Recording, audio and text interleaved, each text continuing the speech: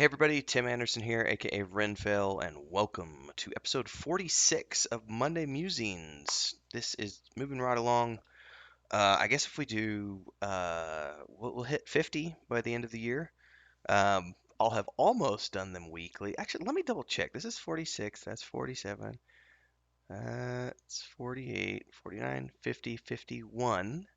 So if I do every Monday, we'll have done 51 episodes by December 27th, which means so I started this at the beginning of the year and I didn't really know when. And I feel like I've done them every single week. I may have missed an episode here or there, but in any case, we're almost to 50. We'll hit 50 um, mid-December. Um, so yeah, yeah. This week, I don't think I'll do as big of a brain dump as I did last week. Last week was a big episode. Usually these are 20, 30 minutes long, and that was a 50-minute long episode. So, yeah, let's try to keep these a little short.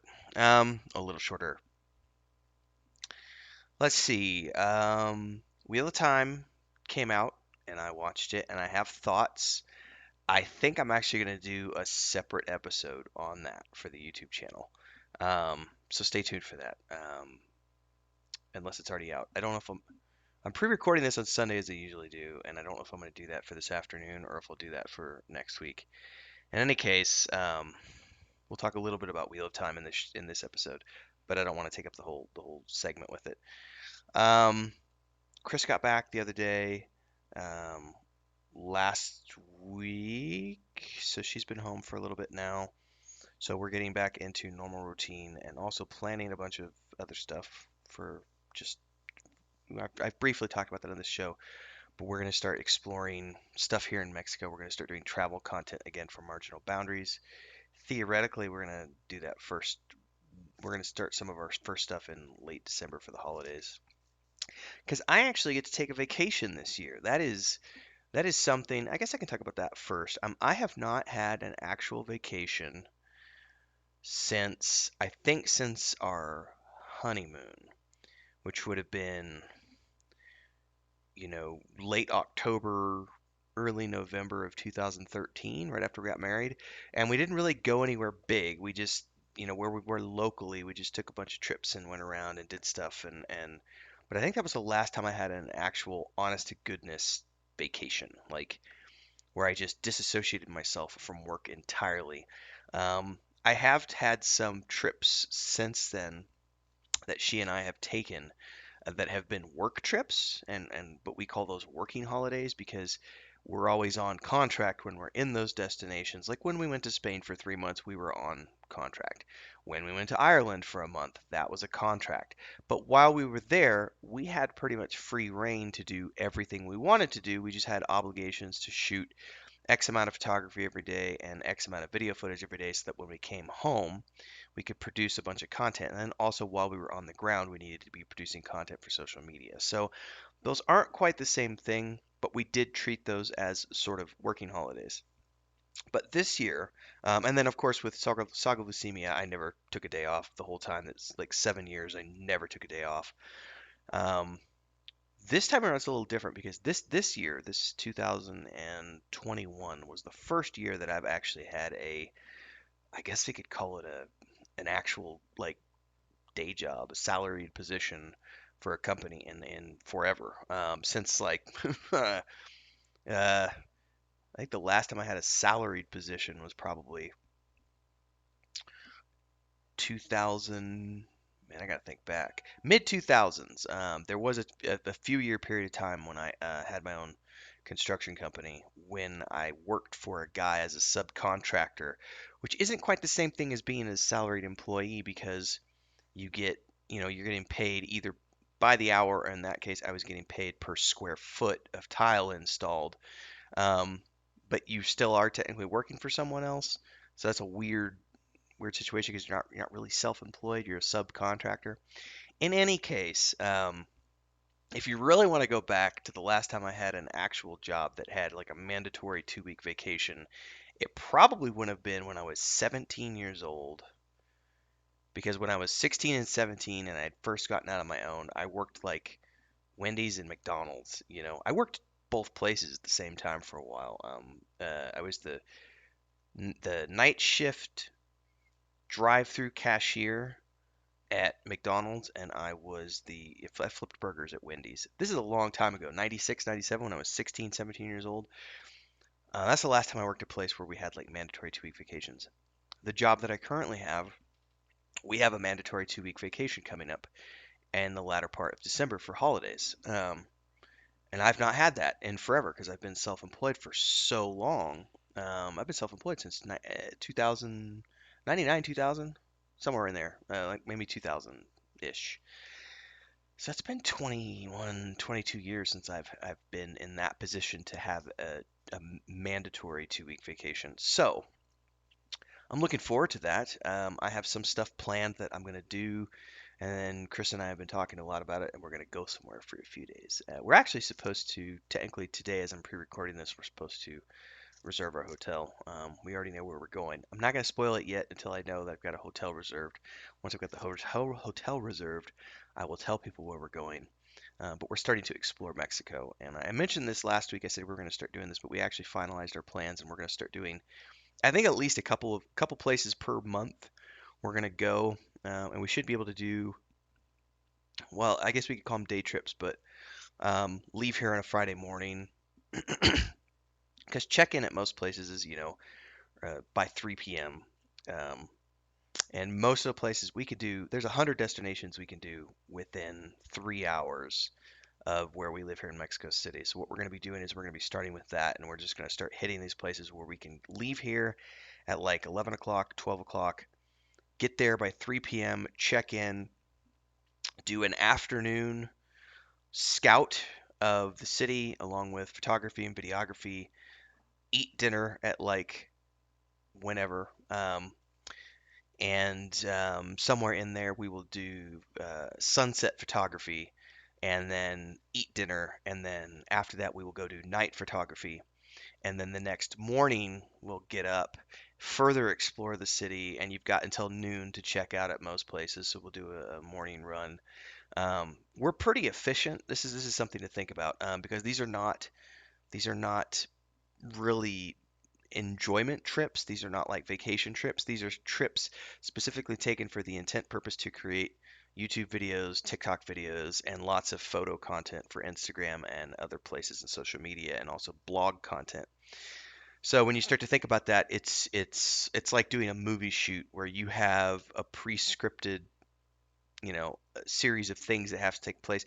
We don't necessarily storyboard everything out, but it is something where you have a shot list of all the shots you need. Is the coffee ready, honey? Is the coffee ready? Can I have a cup, please? Thank you. Love you. This is the great part. I put my elf to work when she's home. Whoopsh, bring me my coffee. But that's okay, because you know what she said to me? I think it was this morning. I'm sitting here on my desk, and this is what I hear from the kitchen. Coffee's ready, bitch. Literally, that's what I heard. Was that this morning, Chris? That was this morning, is what she's confirming. So yes, I get to turnabout's fair trade.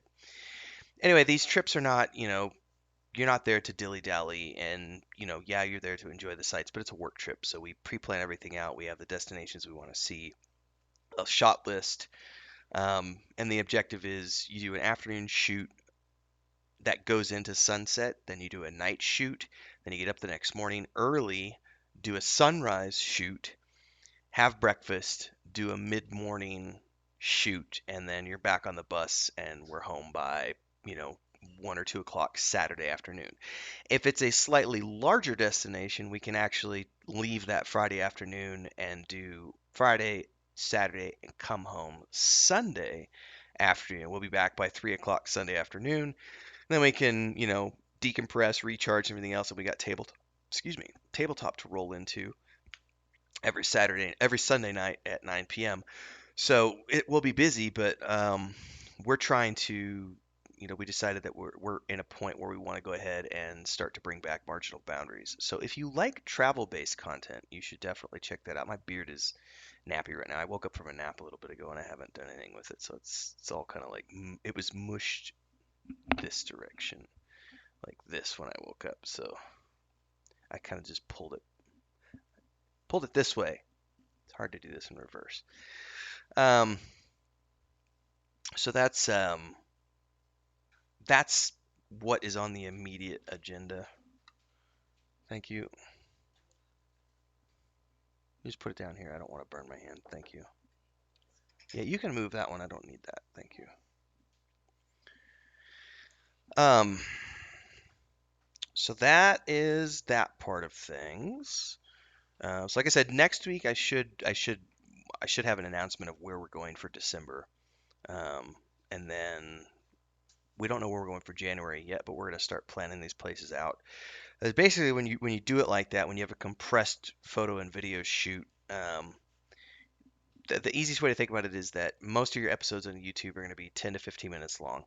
So if you're in a destination, you have an episode that's about the trip to get to that destination, and then a little bit of the destination, and then episode two is the rest of that, or you can put that all into one 25-minute episode. So if it's a weekend trip like that, you can do a good 15 to 25-minute episode that's all about that place if it's a day trip like that. Every restaurant you go to is an episode. And you're going to do at least two restaurants, if not three, while you're on the ground. Um, this is how we used to, by the way, in Cancun, we used to get almost every meal we ever ate out was comped, because we would just do videography for the destinations and we would pre-plan all the places we would go. And we would call in advance and talk to the managers or whoever was in charge and say, hey, we're coming in and doing a YouTube video and stuff, because we had our Cancun blog and our guidebook for the city. And so we got pretty much every time we ever went out to eat, you get that in exchange for doing content for the place. You can also charge, but I've never been of the opinion. I don't really, I don't care to charge restaurants because I'm okay with getting a free meal. However, if I'm going to be staying at a hotel for a long period of time, I say long period, but if you're going to be staying at a hotel for 2 or 3 nights, um, that's when I feel that there's an exchange that can be made. If it's just a night, I've never had a problem just paying for it because it's one night. It's like technically people look at it and say, oh, yeah, but as a video editor and social media, your social media is worth this, your blog post is worth this, that's worth, $1,700 and the hotel stay is only worth, 150. They should give you 10 of those. And I was like, the economics don't track because it's not just about the value of your social media. It's about, can you realistically bring in $1,700 of business to that hotel? And that's when you have to really look at that and say, do the numbers support that? And I've never found, for me, I've never found the numbers to justify it for 1 or 2 night stays. Longer stays, yes, because we deal with longer term traffic, or we used to. I haven't done this in a long time, so we're not planning on doing any comped hotels at the moment. We're not, because that's a business in and of itself. The whole, going and scouting ahead of time and talking to hotels and figuring out which ones, because if they won't comp it to you, often they'll give you a media discount as if you are because we're doing media for you, and so you get a 20 to 40% discount, um, for covering them in the media, if not completely for free. And we did a lot of stuff. You can go back on the old Marginal Boundaries blog, and there's a ton of content that we did where it was all stuff in the Riviera Maya, and it was all for free. A few places paid us. Mostly the page when we got paid, it was all overseas stuff because Mexico traditionally it's really hard to get Mexican companies to want to pay you, unless you have and you got to have like millions of followers for the Mexican companies to really want to consider actually paying you at that point. And we never had millions of followers, so it was always, we have. I think the last time I looked, we had something like 15,000 followers between all the different social media platforms. Those are probably all gone though because we haven't done anything with those accounts in nearly 4 years. So I actually just posted the other day. Yesterday morning we did a big fall photography shoot in the park, and I posted for the first time in like 4 years on Twitter, first time in like 3 years on Instagram. Um, and anyway, that's in the works. That's what we're working on for that part of our things. And that was related to me saying, "Hey, and it was Chris's idea to. I didn't think I wasn't going to go anywhere for the holidays. I thought about it, but then I was like, she's not going to want to go anywhere because she just took this trip. And then she was like, you deserve a vacation because you haven't had a vacation in a long time. Let's go somewhere for 4 or 5 days. And I was like, Hell yeah, let's go somewhere for 4 or 5 days. I'm ready for that. I'm down for that. Um, so we're doing something fun. Um, relatively close to where we live. Let's see here. It is 4:30 on a Sunday as I pre-record this. We have our last tabletop session tonight. We're going to be doing a one-shot adventure, and Chris is joining us this time, so it'll be fun because we'll have the full group together. Theoretically, everybody's supposed to show up in costume tonight, um, and doing a little bit of promotional recording, so on and so forth. Um, and I did get some. This is a funny story. I went and got some tobacco for the pipe. We just went. We didn't have time to go to the tobacco store that we usually go to get our cigars and stuff. So we just went to the liquor store and down the street, and where we usually get a lot of wine and stuff. And there was some looked like pipe tobacco. I assumed it was pipe tobacco. We both did. Bought it, brought it home, and I was like, "Give me the coffee flavor and the cherry flavored." Get it home, and I'm looking at it, going, "Hang on a second. This is hand rolled. This is cigarette tobacco with papers." So we actually got like hand rolled. Which, by the way, I haven't smoked cigarettes in years, but hand rolled cigarettes are quite tasty. I just like tobacco, but I haven't smoked in years. Um, because it's not good for you. Um, but it's just funny because I thought I was buying pipe tobacco, both of us did, and then it was like, wait a second, this is cigarette tobacco. But I'm gonna make it work. That's part of the character. We'll be doing a little bit of pipe tobacco. Um, and yeah, let's just talk really quickly, very very briefly, because I'm gonna do a separate episode about the Wheel of Time. The Wheel of Time came out this past Thursday, Friday, depending on whether you watched it Thursday night. I watched it Friday with Chris. We watched it Friday night. We did all 3 episodes back to back and binged them. She came into it not knowing it. She's never read the books, doesn't know anything about them, doesn't know the characters, nothing. So she was highly entertained. Like it was hilarious. Like Trollocs chasing them through the woods, and the Fade, and just all this other stuff that happens, and she's kind of screaming and going, "No, don't! Why are you turn around? Get this." And I am not a book like I'm not a book purist. I never have been a book purist. Um, like when Peter Jackson did his Lord of the Rings, I'll never forget this because I was that was when I was a late teen, and I think it was the OneRing.net was the place where you could find all the information, and they were teasing a lot of stuff there, and people were already up in arms before the book came out because they knew that Bombadil wasn't going to be in it, and there was all these people like, and then the sword is supposed to be broken. Why isn't it broken? And why isn't Aragorn carrying the sword? And like all these book purists, and then why it's not supposed to be Arwen at the ford? It's supposed to be Glorfindel. Where's Glorfindel? I get it. Like you want things to be as close as they can, but they can't be because it's an adaptation, and you can't, especially in the case of a 14 book mega series like The Wheel of Time, you cannot realistically cram all that. They're not going to, Amazon's not going to run that show for 14 seasons, so you can't do one book per season. You have to compact that, which means you have to start dissecting and you have to start cutting things. There's also, you're not given the luxury of having a whole book to introduce characters and to introduce those characters and all of their flaws and their inner workings and the things that make them tick as characters. So all I'm going to say is this. I enjoyed the episodes. There were things that I didn't necessarily agree with. But here's the fun part. I really appreciate it. I went and read Brandon Sanderson on Reddit had because he if anybody else has the right to say something, it's him because he finished the book series.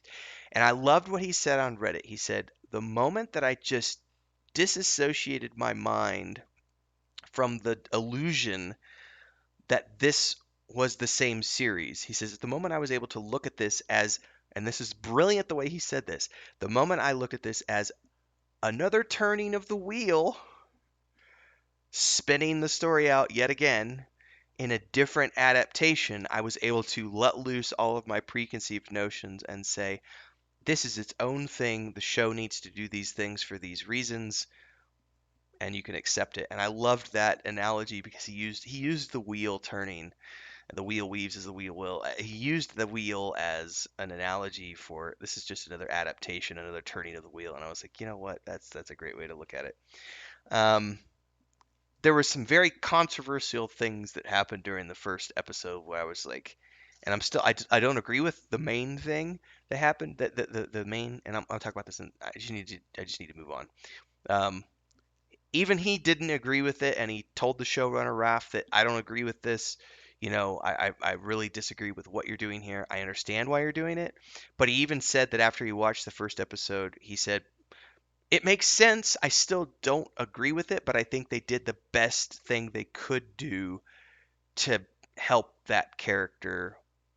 And so we'll see how it plays out in the long run.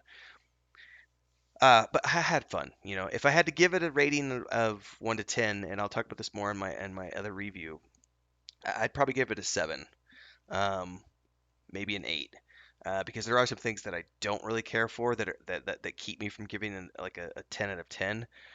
Whereas like The Expanse for me is like 10 out of 10. Like I love The Expanse, but I've never read the book, so I'm able to give it a 10 by 10 out of 10 because I don't have any baggage carried over from having read the books in the first place. So anyway, Wheel of Time, really good. Project Ramage stuff. We're moving right along. All our social media is up and running, so I'm doing daily social media stuff now. Um, let's see here.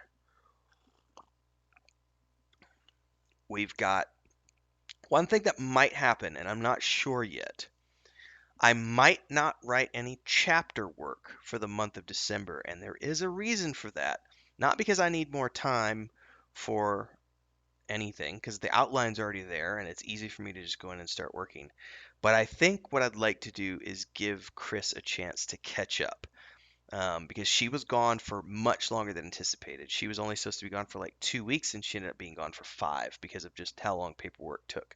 So as a result, instead of coming back and only having 2 chapters that she needed to do artwork for, she needs to do 4 chapters worth of artwork.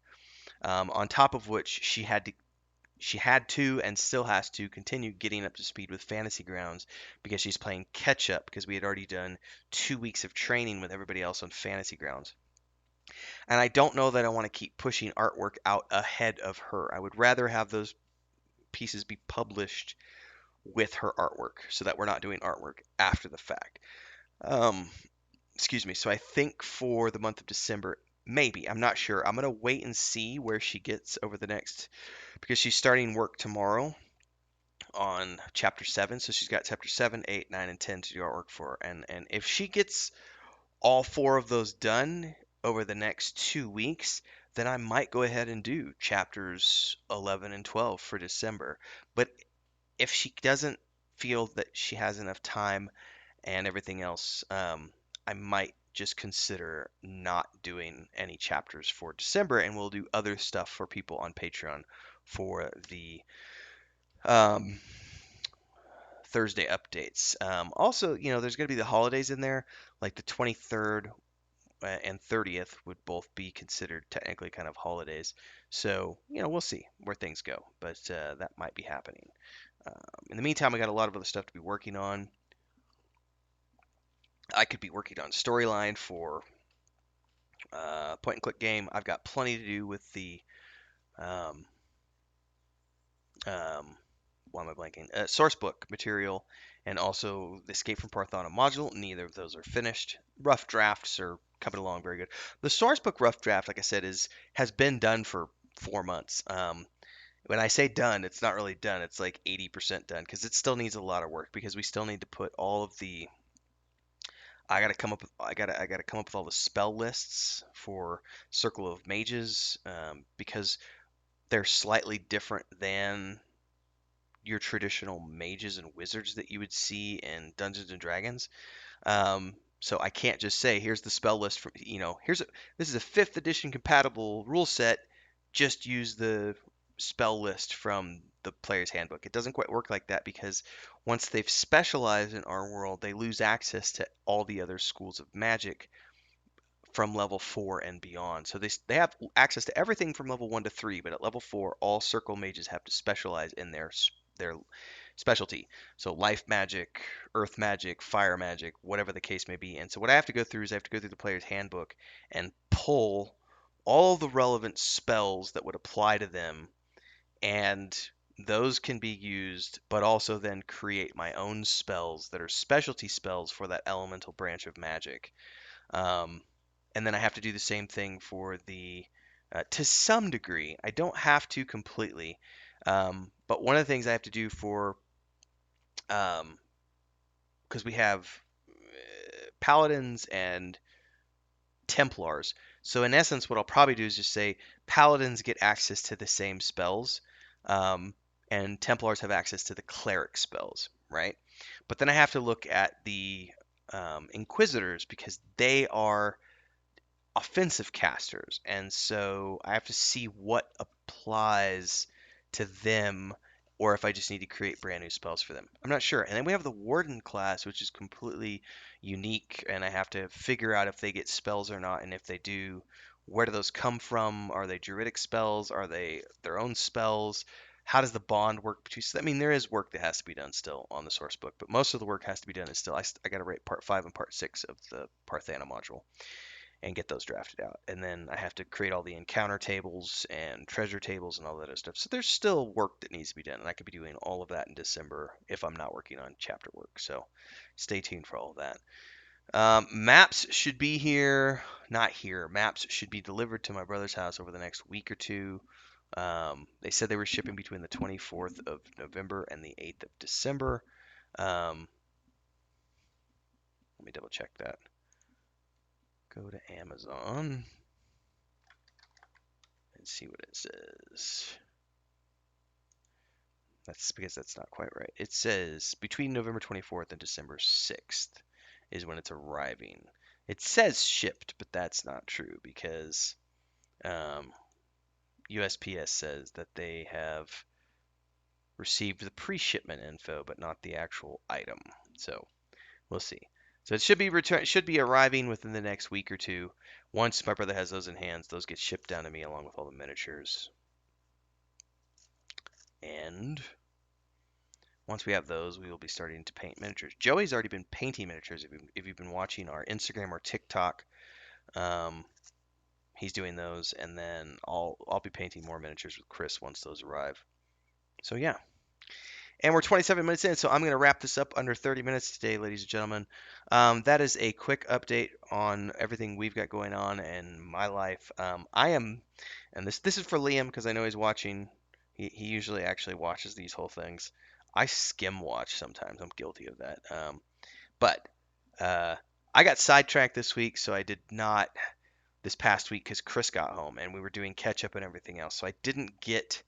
I haven't read anything since like whatever day I finished the Thrawn book, which I think was like last Sunday. When did I publish that in Discord? And I'll be able to tell you. Videos. I published Thrawn review on the 16th, and I was supposed to turn around and immediately start. So I finished on the 15th. So last Monday I finished Thrawn book, and I was supposed to jump immediately into Conan the Conqueror, which I think is the second Robert Jordan book, and I didn't do that last week. So I have to crunch to try to finish this second Conan novel before the end of the Sword and Sorcery November is up. Um, so we'll see. I think this week we are going to try to watch the Jason Momoa Conan movie, and Chris said she has never seen the Arnold Schwarzenegger Conan movies.